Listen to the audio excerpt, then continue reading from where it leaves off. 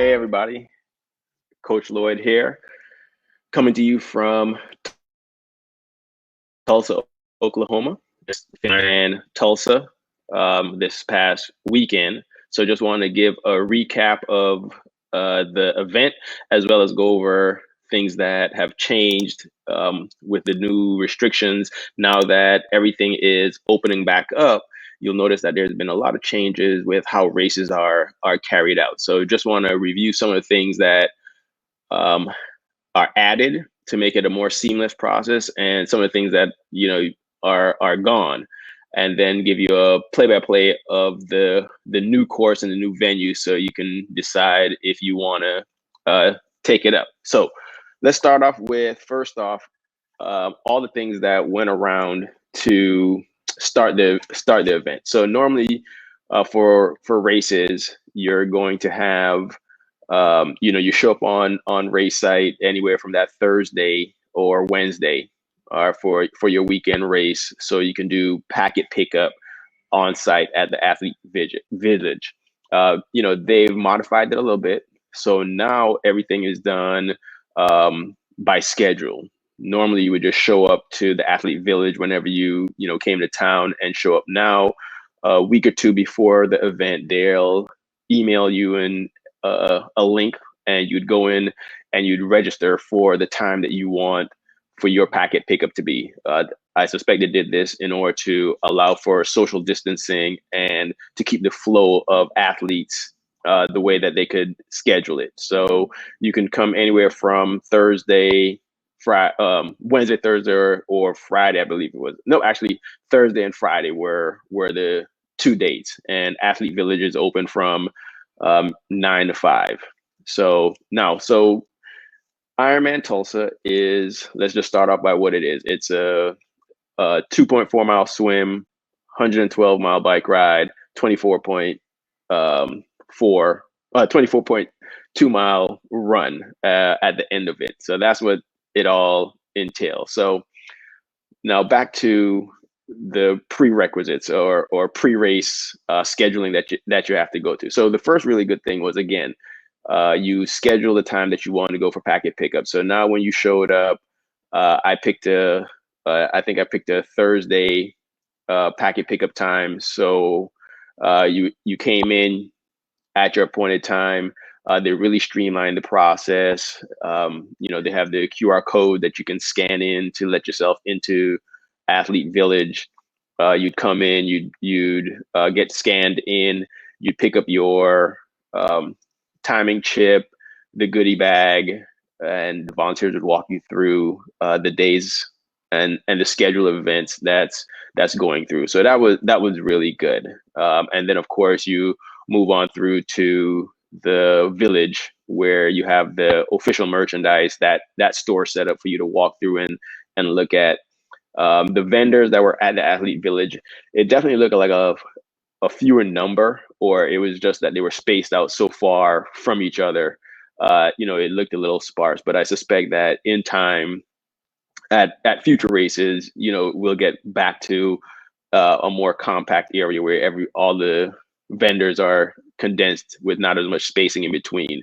But again, the flow of traffic was really low, just based on scheduling. So you didn't have that feel where all the athletes were coming into the race venue at the same exact time, and you can mill around and congregate and everything like that. So if you've done Ironman races before, you may have looked forward to just kind of perusing the expo, seeing what you wanted to buy that you forgot at home, bouncing into some old friends, meeting new friends. But based on the scheduling, that cuts it down just a tad bit.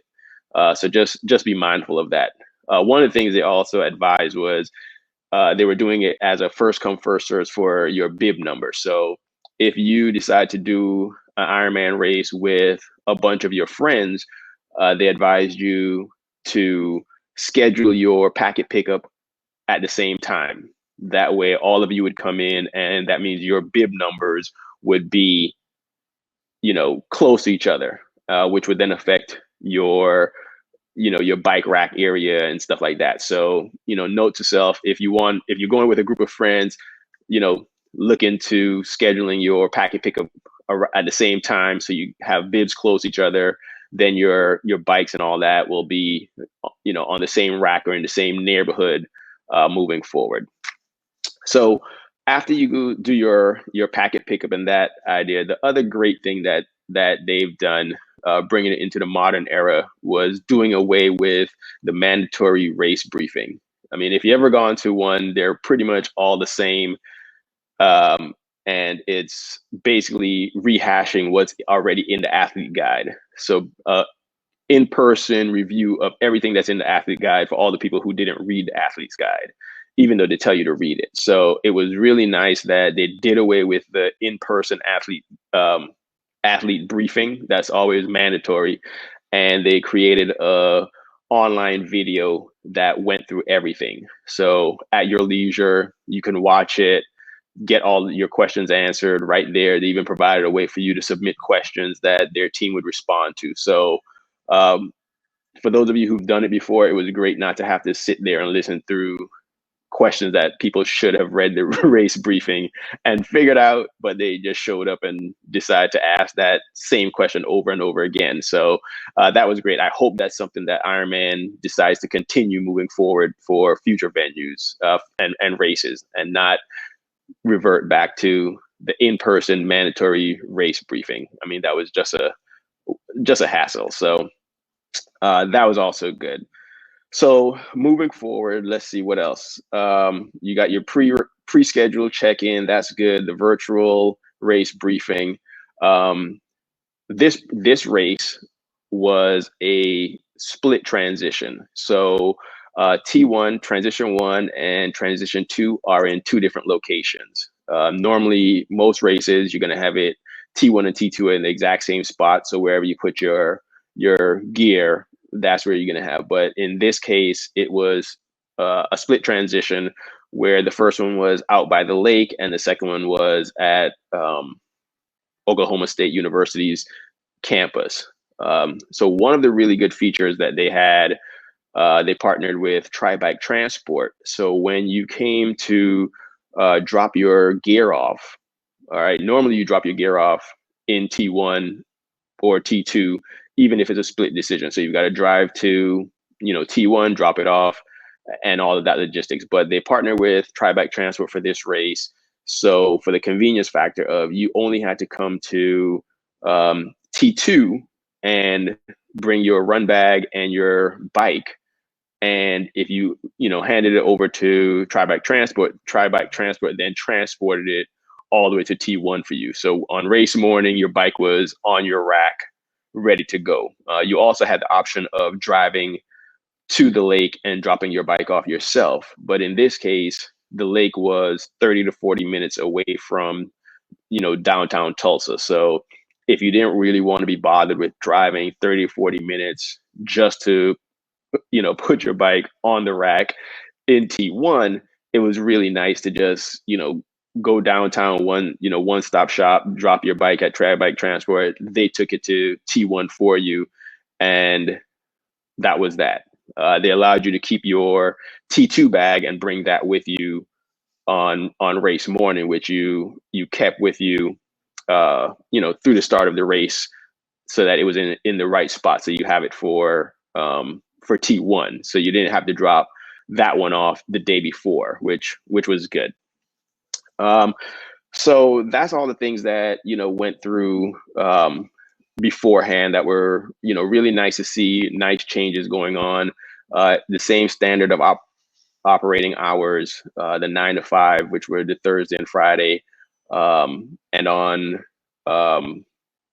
let's see, on Saturday, when you get to drop your bikes off, I think it was anywhere from 9 to 3 was the window for you to drop your bike off, for it to be then transported to T1. So it was a nice window of time, so you didn't ever have that rushed feeling that you normally get with a normal race, or the traditional race, where you're trying to hustle and bustle and all that stuff. It was really kind of laid back and nice. So now let's jump into the race. So as I mentioned, it's a split transition T1 and T2 in different locations. T1 is about 40 minutes away from downtown Tulsa. So in order to get to the swim start, you were required to take the shuttle, the school bus system that they had, which ran from 4 a.m. to 5 a.m. on race morning, which was in downtown Tulsa. So I can't tell you how terrible it is to logistically have to deal with trying to catch a bus the morning of a race. You're well hydrated, you're nervous, all that kind of stuff, and then you got to go and sit on a yellow school bus for 30, 40 minutes with your friends. So and then you're waiting in that line. You're getting anxious when it gets to 5 o'clock. You've been in line, it gets to 5 o'clock, and there's still a mile long line of athletes trying to get on the bus because you just can't move that many people in a short period of time like that. So um, you know, logistically, yeah, that part of it was a miss. Like, you weren't allowed to get dropped off at T1, so I suspect the roads were closed and things like that. So I'm sure they had logistical reasons for why they didn't do it. They mentioned that it was due to COVID protocols and things like that. So you really can't question it or judge it. But just in general, anytime any race that I do, endurance events where they say I've got to catch a yellow bus from somewhere to the starting line, automatically gets like a bad a bad feeling for me. That's just never fun, because now you're on someone else's timetable, with scheduling, all that kind of stuff. So that was the first downside. Now, despite that little bad piece, the end result of that actually worked out to be pretty good. Meaning, because everybody was downtown taking the shuttles, there were literally no lines to go to the restrooms because everyone came early. So while you were waiting in line, you'd jump out the line, you'd hit all the porta potties, but it wasn't that mass of 2,000 people crashing into transition area where the lines go around the corner and you're like, oh my God, I got to get to the porta john. And it's just hectic. You're just like freaking out. So by having the buses, all of a sudden it was like, man, there was never a line at the porta potty when you were in downtown in the T2 area waiting to catch the shuttle to go to T1. So that kind of alleviated a lot of nerves because it's like, okay, you got to use the bathroom before you got on the bus and it wasn't a stressful environment. Then you take the bus ride up. And when you now get to T2, when you get to T1, the same effect because they've been running these buses all morning. All those people who got on at 4 a.m, they've already lined up and, they've already started to make their way from T1 over to the swim start. So transition was never crowded. Normally you get into T1 and they're always saying, okay, you got 5 more minutes to get out. Transition is closing in a few moments. And, that fever pitch of anxiety and everything where everybody's busting around, that was all gone because it flowed out so nicely that, the early people had already left and made their way down to the swim start. So as the buses came and dropped you off, you got out there in T1, and all of a sudden now you've got access to the restrooms, the porta johns. So you're still not panicking because it's all good. So despite my hate of taking yellow buses, the way that worked out was not half bad. So if you're like me and you're a little sketchy on buses, in this particular case, it works out well for you, so you don't have to have that anxiety of like the crazy lines when are you going to get to the porta potty, what's the timing going to be like. So that worked out. So you get to transition area for the swim. They drop you off and it's at the Keystone State Park in Sand Springs, Oklahoma. Really nice area, state park. We have it all closed in for T1. When you get there, though, the bikes are so close to each other. I mean, I've never. It's literally like handlebar to handlebar, even though they're alternating. So your handlebar is here on one side of the rack, and then the other person's seat is on the other. But like literally every bike is basically touching. They're crammed in. So all those ideas of social distancing, that was not the case when it came to T1 racking the bikes. I mean, I suspect that they did the analysis and realized that everyone coming in with the staggered start, the time trial to start and stuff like that, you wouldn't be at your rack the same time as anyone else, or what's the probability of that happening, and it probably would work itself out. But getting to your bike, it was so tight. There was no room for you to put your stuff at all. Gone are the days of the changing tents. So there's nothing like that. So you're literally having your bag just at the wheel of your bike. So normally it's set up on a rack nearby where you would run and pick up your bag, go into a changing tent, and then come out to where your bike is. But that's not the case.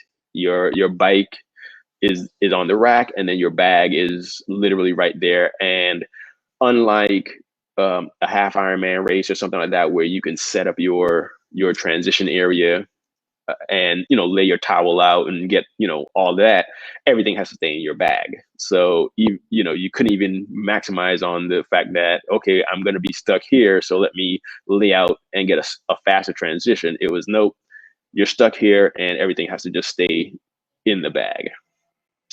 So let's move on to the swim. So from T1 to the actual swim start is about almost a mile walk.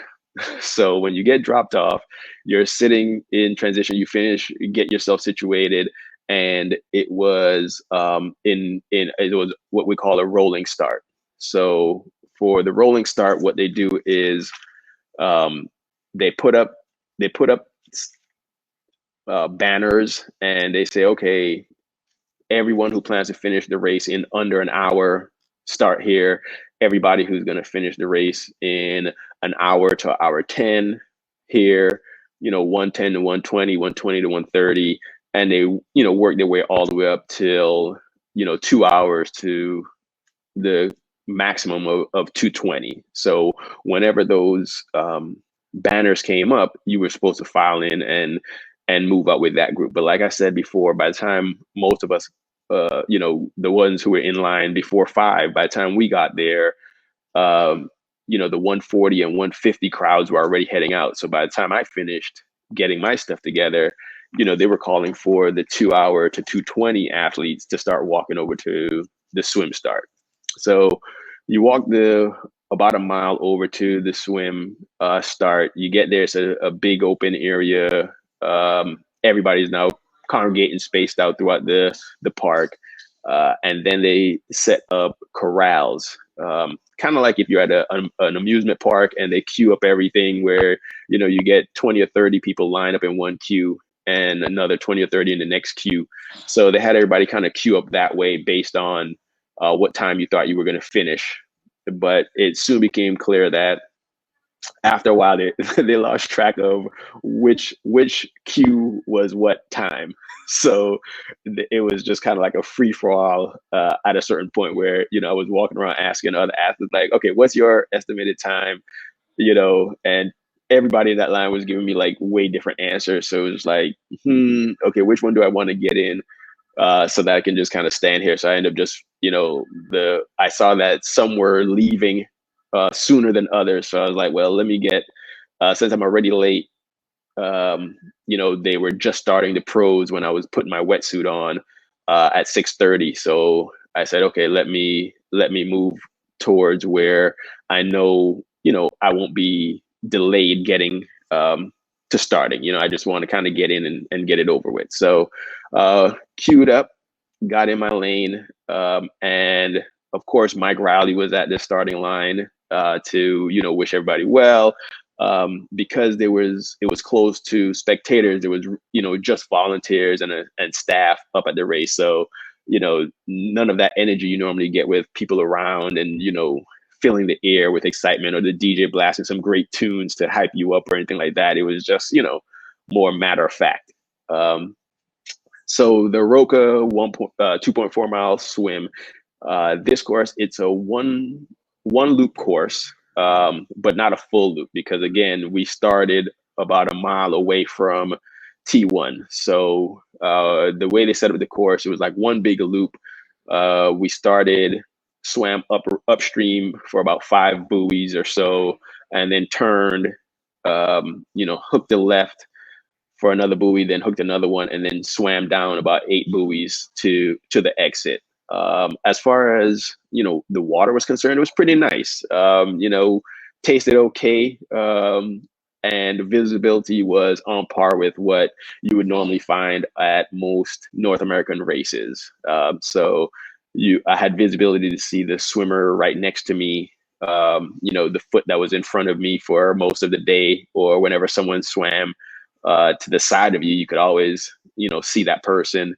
And then siding was, pretty good. They had well marked buoys on the course, and in between the really big buoys that they had out there, they had some smaller ones set up. So if you couldn't make out the very big one, you could always pick out the smaller one that was in between, so that you could always stay on course. So it was pretty well marked. So I almost want to think that there was a current on the way down, because I had a fairly decent swim time, all things considering, with the amount of time I actually got to swim this season. So it's if you're a strong swimmer, or even if you're not, I think it's a pretty good swim course, well laid out, and the current kind of moves with you a bit. So that would help. It's also wetsuit legal, but it's not extremely cold. I think it was high 60s, low 70s, something like that. So, everybody had wetsuits. A couple of guys I saw didn't have wetsuits on, and they were just fine. I know I got in there a couple of times and pulled my collar on my wetsuit just to let a little water flow in, just to kind of cool off, because the water wasn't extremely cold. So you kind of worked up a little sweat. So I'd, open up my collar to flood a little water in there to cool off a bit during the swim. So, that's good. When you got to the end, they had the volunteers to help pull you out, because it's like a ramp that pulls you out of the course, the swim exit. But of course, you don't have any wetsuit strippers to help pull your wetsuit off. They got the camera folks taking a picture, but no wetsuit strippers. So, that's a little disappointing, but I understand, for social distancing and all that kind of stuff, you couldn't have them. But I hope in future races, when things get better, they bring those back, because trying to get out your wetsuit by yourself is never fun in an Ironman. So then, of course, now you run up. You're running right into T1. It's not a long transition. So literally, as soon as you get out the water, you are in T1, which is great. Other races you may have a long run. Some races you could even have like a quarter-mile run from the swim actually into transition. So this was great, where you just ran straight out of the water. You were in transition, and you could just run to your bike.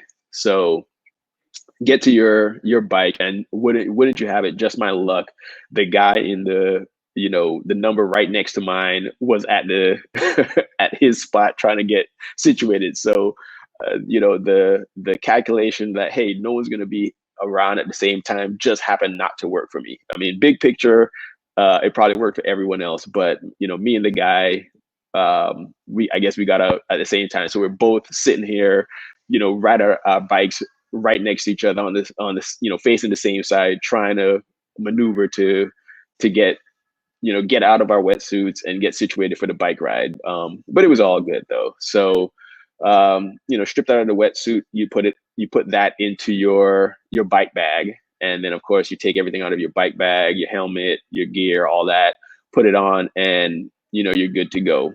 And again, the other benefit of the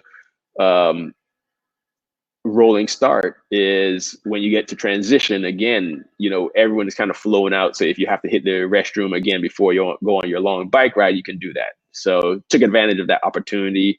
and of course all the porta johns are wide open, so it's all good. So hit that, get onto the bike course, and it's the Ventum. The Ventum bike course is a one loop point to point bike course. So we're starting at the Keystone State Park, and then we got to ride all the way down to Oklahoma State University in downtown Tulsa. All right. And they take you on a windy, long, it's got rolling hills, got a couple flats. There's a total about almost about 5,000 feet gain of climbing and stuff throughout the day. Um, you know, Overall course wise, it's pretty solid. I mean, it has a nice. It's not an easy course, but it's not extremely hard either. I mean, it fits right there in that middle spot where for training, you definitely would have had to do some hill work and stuff like that, a couple flats, but a well-rounded course. So you have a little bit of everything. You know, the downside for us was that it rained.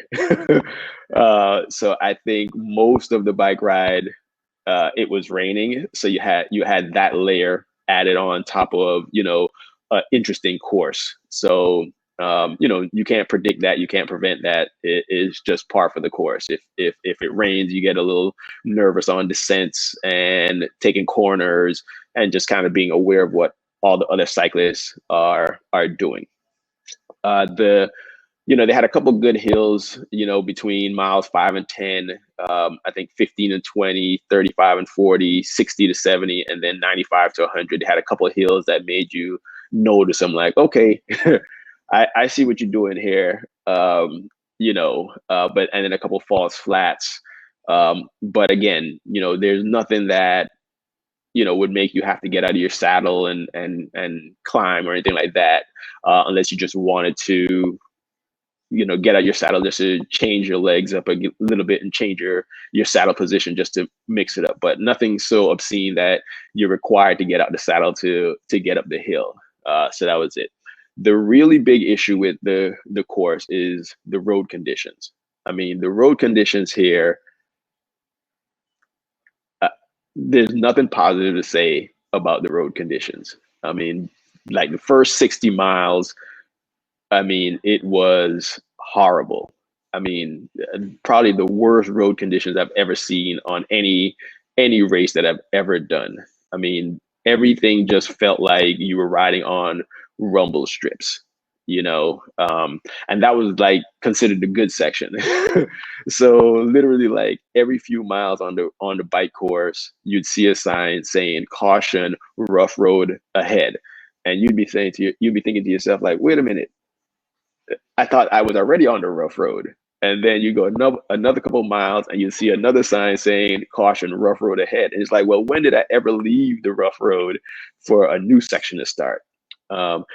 And they clearly invested in a lot of orange paint because, I mean, all throughout the course, they highlighted and circled and drew arrows to all the, you know, serious road hazards so that you were aware of them. But it was so many. It was like, they could have just painted the whole road orange for large portions of it. So you were really just like nervous, especially on like the descents. You're going down and you're like, I mean, I normally don't use my brakes on a descent. I mean, I'm pretty comfortable going down, but I literally white knuckled my brakes on virtually every descent because the road conditions just had me so nervous. You didn't know what was coming as you went. And the same thing with coming out of any turn. It was like there's no way you could take a turn at a normal riding pace. Everything was like slowed down to be super cautious about it. I mean,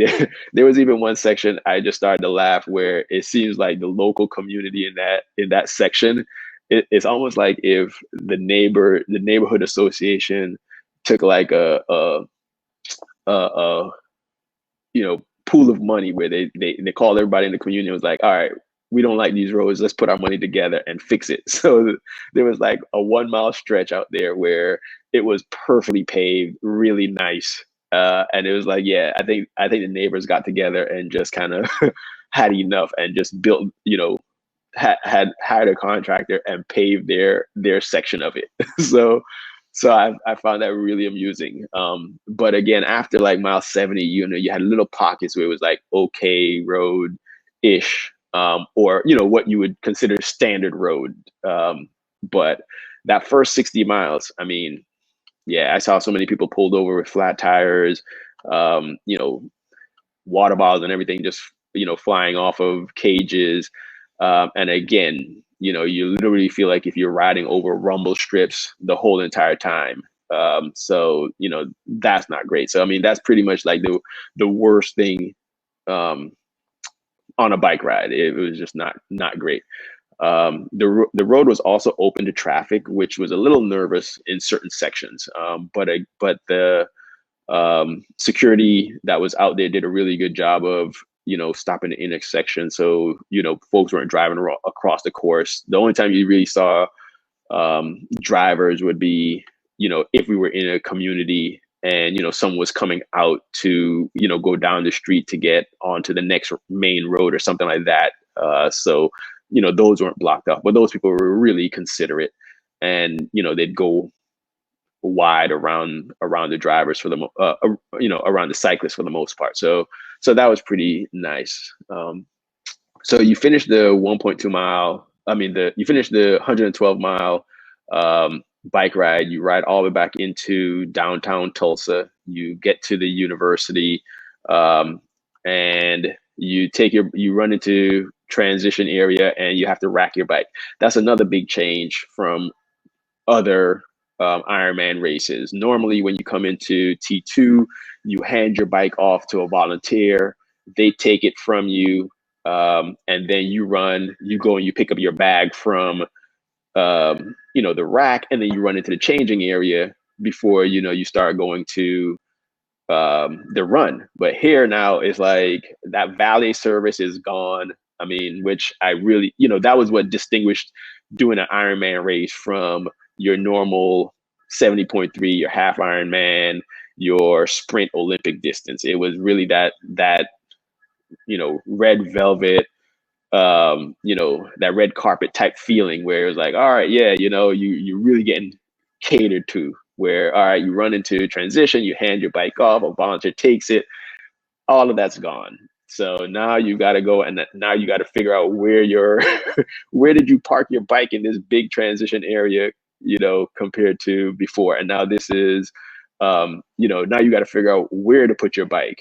And again, remember, you were never here before. Normally you would rack your bike, the day before. You'd know where it is. You can find yourself some markers to say, okay, here's where I'm located, this many or whatever. But now with no bikes in there, you didn't have that same landmark. Yes, I could look at the signs and knew which column I was in, but it was just a little bit different because you hadn't ever actually done it before or seen your bike there. So, or where it should go. So, you come into T2, you're reading the signs, trying to remember where you go, and then have to actually go and rack it. And I haven't racked my bike in an Ironman in I don't know how many years. I think maybe one or two races may have been like that, but yeah, that was a difference. But I get it. They want to limit the um, contact and stuff like that. So you go, you drop your bike off, and then now there's no changing tent, so you have to sit there right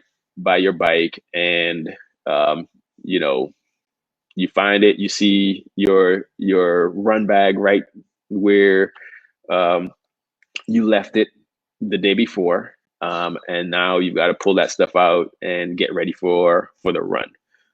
So I racked my bike, got my run gear out, put it on. I use my to-go bag technique, where my visor, my race belt, my gels, all of those were in a 1 gallon Ziploc bag inside of my run bag. So at that point, all I have to do is take my to-go bag and start heading to the exit. And while I'm moving through transition, heading to the exit, I can start getting dressed. I can put my visor on, put my race belt on, put my water bottle, all that kind of stuff, and get dressed on the go, versus having to sit and do it all at a stationary position. So did that, um, made my way out of T2. That was pretty good. Headed out onto the course, and then now you've got the Hoka One One bike course, run course, which is a 2 mile, not 2 mile, 26.2 mile uh, run course, from the transition area going to the trail. So they end up taking you on, from the Oklahoma State University. We run about a mile and a half or two on Route 66, and we head to the River Park Trail system, and that's where most of the run is going to take place. And it's going to be a two loop run on the River Park Trail, which is completely flat, which is nice. There's no hills. It's really nice, fast and flat, if you like that kind of thing. And then they have the Arkansas River, as your scenery. Here on the run course, since it was two loops, two partial loops, because again, the first mile and a half, 2 miles, were going from the transition all the way down to the trail. So the trail was about 6 miles down, turn around, come back for another 6 miles, and you had to do that twice. This time, we were able to have, because it was on a trail, finally able to get some spectators. You didn't have them on the swim, you didn't have them on the bike. Roads were relatively closed, so it was hard for your volunteers, not your volunteers, your support system, to try to drive out and cheer you on like you would at other races. But on the run, people came and they, set their tents up and their chairs, and, they had a couple of restaurants on the course where, bars where people were posted up, in addition to all the aid stations.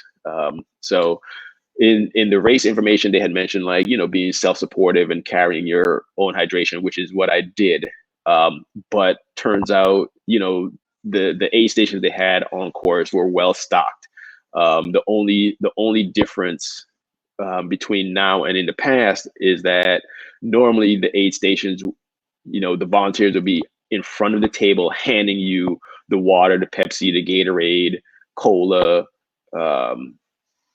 whatever it is you wanted, and, have the trays and everything to just kind of serve you up, like, hey, it's right here.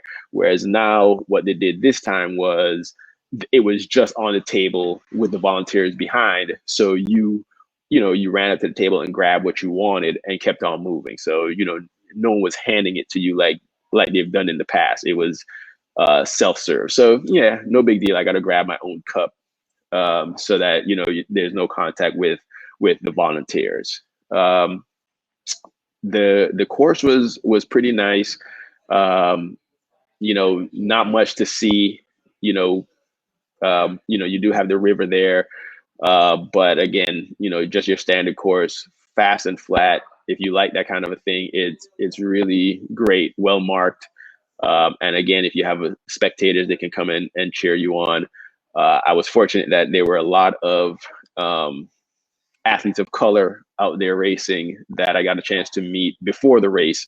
So when we all got on the run course, you could look across and, see where everyone else was, whether it was their first loop or their second loop, and kind of wish them well, and, just kind of nod and acknowledge that, I see you, because, it's nice to see someone who looks like you when you're out racing, when you don't see that often. So that was pretty cool.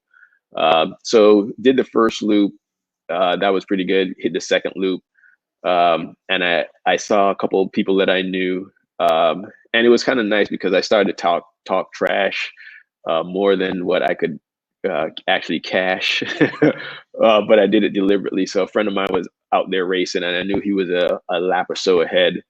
Um, so, I taunted him by saying, try to catch me, which of course he took the challenge. And, by the time I got through my, um, you know, making my way through my first loop, he tracked me down and was trying to, pass me. But, in my defense, I will say I held him off for at least a mile before he finally overtake me. Every time he'd run near me and I'd see him out the corner of my eye, I'd speed up to try to prolong the inevitable as long as I could. But again, he was having a phenomenal day, so there was really no avoiding, getting lapped. And those words of encouragement as he runs by you and says, good job. That always cuts deep, but it's always cool when your friends do that to you. So anyway, yeah, he finally got me by his I guess mile 23 for him, and I guess that would probably have been maybe 13 or something like that for me before I was getting ready to turn around for my second loop, and he was going in to finish up. And there were a couple other people who were like that, who I got lapped by that I knew. So that was kind of cool to see them run off and get top 10, top 15 in their age groups and stuff like that.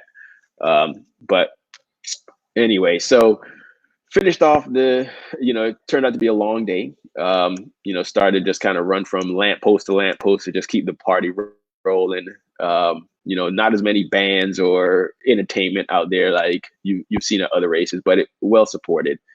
By the time it was time to wrap up, came down the last stretch, went to the finish line area where the crowd was, or the folks were navigating you to let you know where the turns were and stuff like that.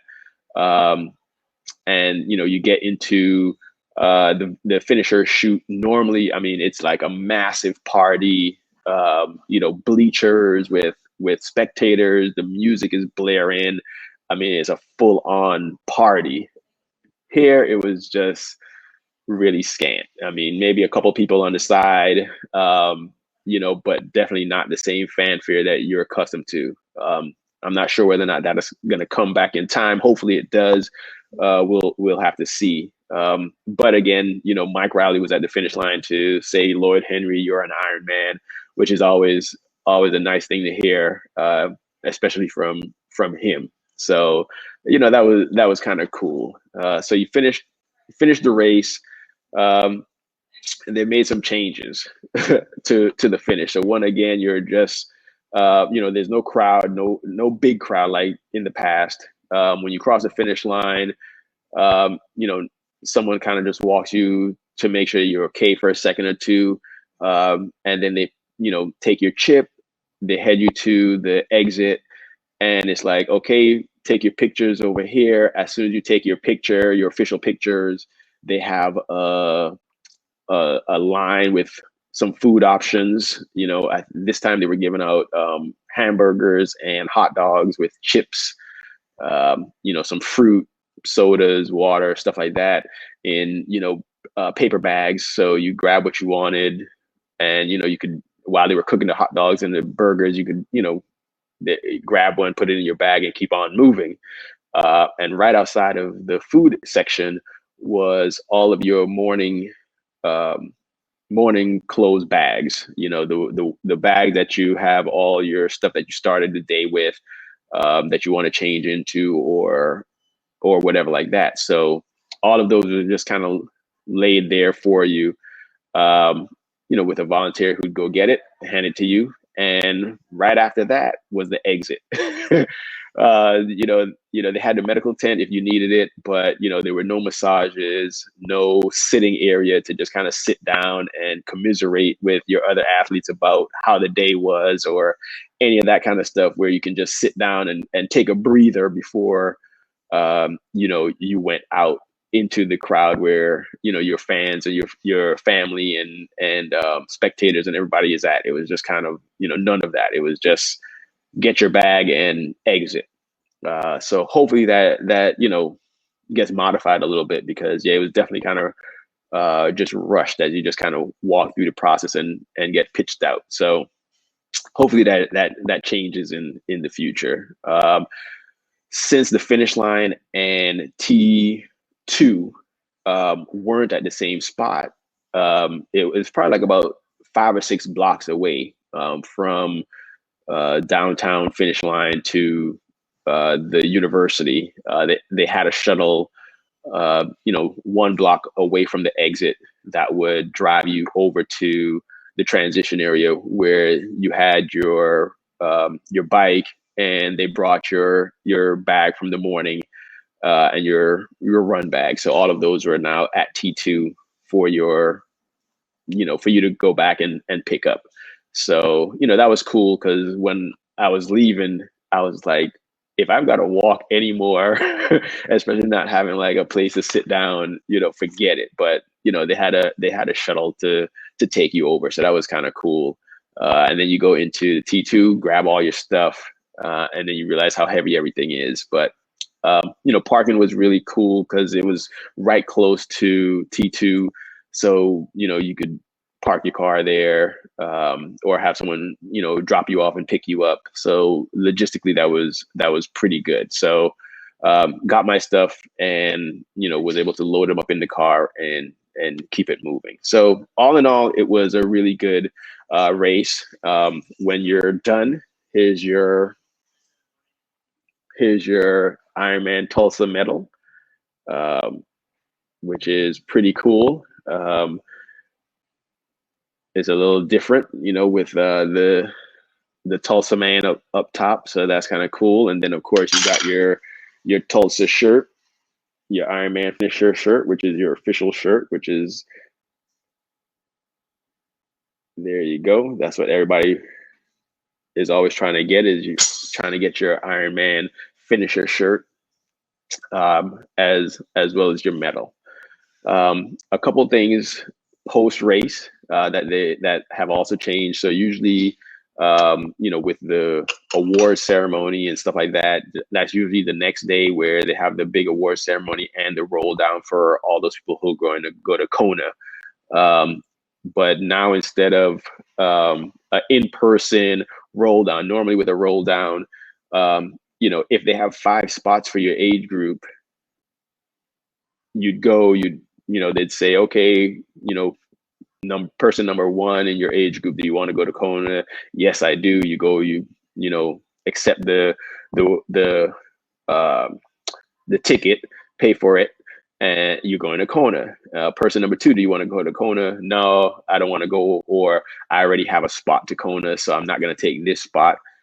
All right, great. So, they go all the way down, to the 5 spots they may have allotted.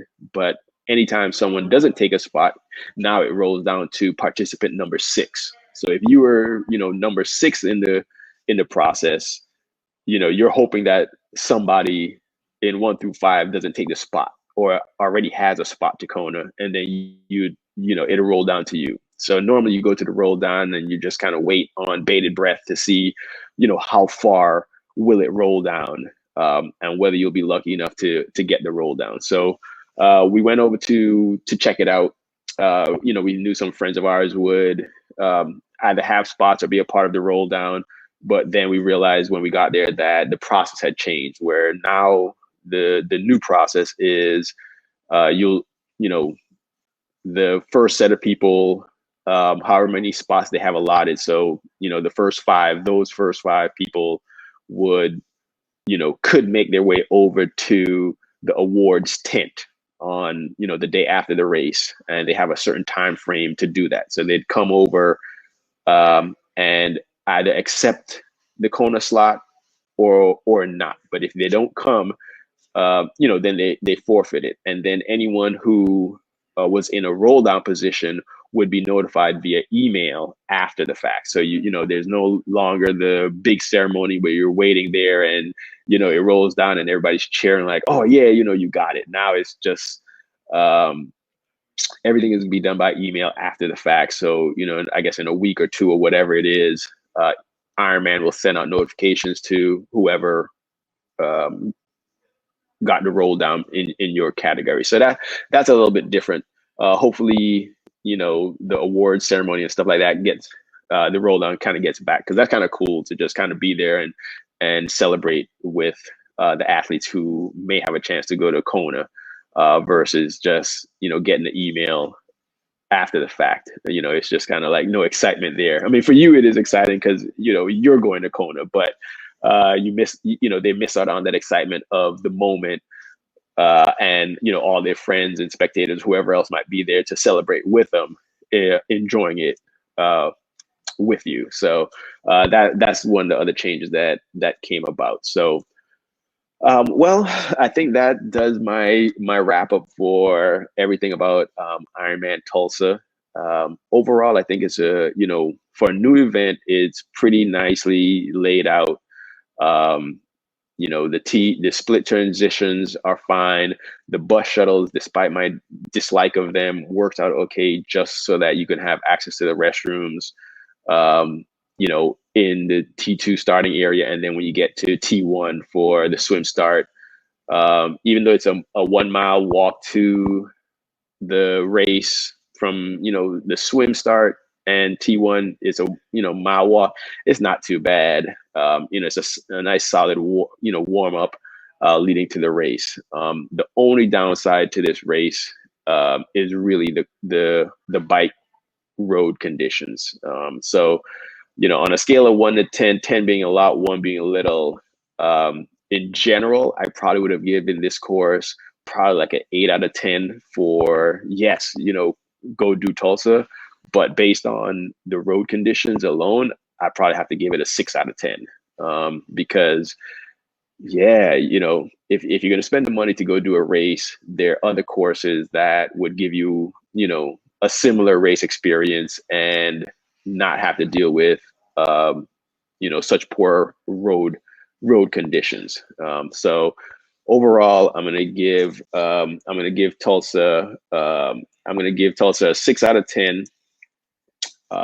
As far as whether I would recommend it, or you want to do it again. If you're trying to decide what races you want to put on your to-do calendar, keep that in mind. If road conditions aren't an issue for you, then it's a really good, well executed race.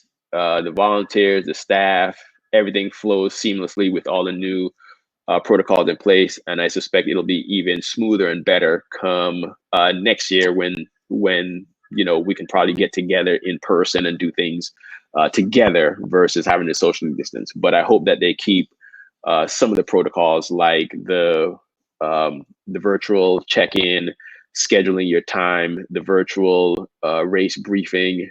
But I hope they bring back the in-person roll down ceremony and things like that. Well, thanks for tuning in. If you have any questions about Ironman Tulsa, just let me know. Have a good one. If you like the video, make sure you hit the like button, share, subscribe, and hit the notification button.